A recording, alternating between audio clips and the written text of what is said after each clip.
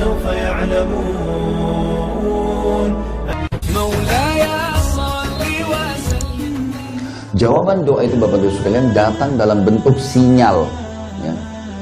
Ini bahasa saya, seperti sinyal. Sekarang ruangan ini kan nggak ada TV ya.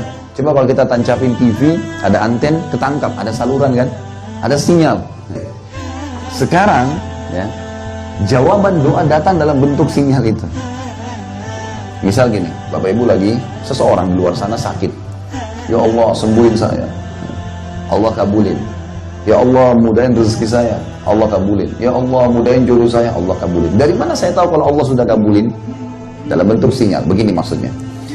Malam hari kita sujud, ya Allah sembuhin saya, Allah beriin kesembuhan dan seterusnya. Allah kabulin. Besok kita sudah akan disembuhin nih. Gimana ceritanya?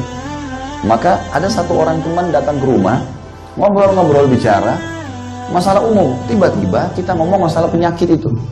Lalu teman atau kerabat kita bilang, oh setahu saya ada dokter yang bagus di sana. Kita ke dokter itu, konsultasi cocok, resepnya cocok. Resep dokter gitu ya. Jadi sekarang kita ke dokter, konsultasi cocok, resepnya cocok, obat yang ditulis cocok, lalu kita sembuh. Pertanyaannya, dokterkah yang sembuhin kita? Bukan. Allah memberikan kesembuhan kita di alam manusia ini, karena memang Allah ciptakan kita di alam kita ini ada proses. Misal, Bapak Ibu lagi lapar, ya Allah hilangin lapar saya. Laparnya hilang langsung? Tidak. Proses. Kita dapat orang, kita punya uang, beli makanan, atau kita dikasih makanan, lalu kita kunyah dulu, telan dulu, masuk di perut, diproses di usus, baru laparnya hilang kan?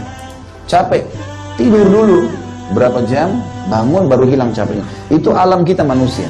Maka jawaban doa seperti alam kita manusia, ada proses. Allah buat itu. Ya Allah mudahin rezeki saya, Allah kabulin. Jangan heran, besok ada yang tawarin mobil misalnya. Ini Pak saya mau jual mobil, Bu saya mau jual mobil. Kita nggak ada duit mau beli mobil itu. Tapi pikir baik-baik, siapa yang gerakin orang ini ke saya? Kenapa kok saya yang ditawarin, kenapa bukan orang lain? Itu ada sinyal rezeki. Sebentar ya, saya telepon teman saya dulu. Telepon, ada yang mau nggak ada mobil tahun sekian nih?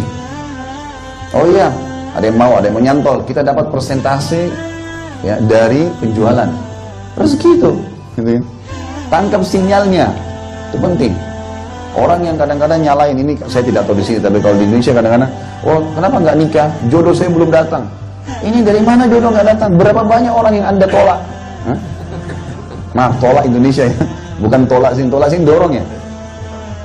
Sama aja. Ada yang pendek datang nggak mau, yang tinggi datang nggak mau, yang gemuk nggak mau, yang kurus nggak mau. Dia yang rewel nih, dia yang cerewet. Datang yang putih nggak, saya nggak mau yang agak hitam datang nggak mau. Tapi sinyal Allah datang terus tuh. Nggak ada orang datang sinyal. Sampai ada manusia cacat di Indonesia ada, nggak punya tangan, nggak punya kaki, ada istrinya, ada anaknya, ada di Indonesia. Luar biasa itu. Asal tidak cerewet. Masalahnya itu. Berarti jawaban doa itu ada ya dalam bentuk sinyal. Kita harus peka menangkap itu. Baik. Allah mengatakan lanjutan ayat. Innal ladzina ta'buduna min dunillah. Semua yang kalian sembah selain Allah, la yamlikuna lakum rizqa. Mereka nggak punya rezeki buat kalian itu. Fabtagu indallahi rizq. Hanya cari rezeki kepada Allah. Wa'buduhu. Sembahlah dia. Takut sama dia. Washkurulah. Ini saksi bahasan kita. Dan bersyukur padanya. Alhamdulillah. Alhamdulillah. Ilaihi turja'un. Kepadanya lah kalian akan dikembalikan. Ini dalil pertama tentang masalah syukur. Dalil kedua, surah Saba. Surah nomor 34 ayat 15. Surah nomor 34 ayat 15. Saba ini nama lainnya negeri Yaman ya. Negeri Yaman dulu di zaman Ibrahim alaihissalam namanya Saba. Jadi Saba ini membicarakan masalah Yaman. Di zaman Nabi Sulaiman alaihissalam waktu ada Ratu Balqis, nah itu negeri Saba dikenalnya. Nah surah Saba khusus bicara masalah negeri Yaman. Ini negeri memang sangat subur, sangat luar biasa Allah berikan rezeki. Pernah waktu masa-masa jayahnya Yaman dulu, satu dunia itu tunduk, luar biasa dulu. Allah ceritakan di dalam surah Saba, surah 34 ayat 15. A'udzu billahi minasyaitonir rajim. Laqad kana li saba'in fi maskanihim ayah. Pada kehidupan orang Saba, rumah, kehidupan mereka, tanah mereka, hewan-hewan mereka, semua ada tanda-tanda kebesaran Tuhan kalian. Jannatani ayyamini wa shimal, kebun-kebun yang lebat di sisi timur dan baratnya. Kata ulama, di timurnya negeri Yaman semua sayur, semua jenis sayuran ada. Di sisi timurnya, di sisi baratnya semua buah-buahan ada. Sampai mereka waktu itu menjadi pemasok terbesar di dunia. Waktu masih transportasi masih susah gitu ya. Itu saking besarnya, dan mereka punya bendungan. Orang sini bilang bendungan dia. Hah? Tapi ngerti kan? Alhamdulillah. Mereka punya bendungan, namanya Saddul Ma'rib. Bendungan itu untuk nampung air gitu ya, dibuat. Dalam bahasa Arabnya dulu namanya Saddul Ma'rib. Nah, bendungan ini karena Allah berikan mereka ilmu, mereka punya jadi subur. Mereka selalu punya air, gak pernah kehabisan air, menampung air hujan. Nah. Kata Allah, kulu mir rizki rabbikum, disuruh penduduk negeri Sabah makan ini, nikmatin. Silakan beli buah-buahan, makan, tanam, silakan. Saya subhanallah pernah masuk ke beberapa kampung, ya, desa di Indonesia.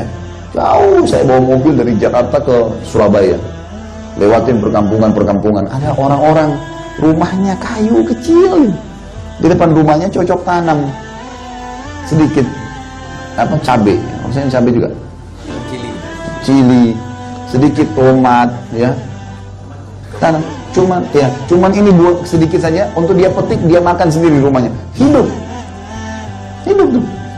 Sampai saya bilang subhanallah, bagaimana orang-orang ini bisa hidup? Kita di Jakarta ini persaingan luar biasa nih gitu.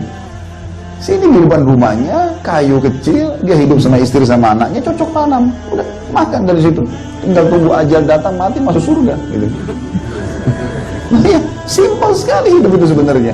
Cuma manusia ini bikin rumit ya. Dia yang cerewet gitu. Kata Allah, kulu min rizki rabbikum, makan, nikmatin tuh, minum. Washkurulah, tapi ingat, syukuri. Ini passwordnya nih. Baldatun thayyibatun rabbun ghafur. Kalau kalian bersyukur, manfaat utamanya baldatun thayyibah. Negeri kalian jadi thayyibah. Thayyibah ini kalau ada makanan, kemudian makanan ini high quality dari sisi rasanya, dari sisi warnanya, sempurna semua, namanya thayyib. Makanan yang thayyib gitu ya. Dikatakan negeri kalian thayyibah. Thayyibah itu subur luar biasa. Wa rabbul ghafur, dan Tuhan kalian maaf. Kalau kalian buat dosa, dia akan maafkan.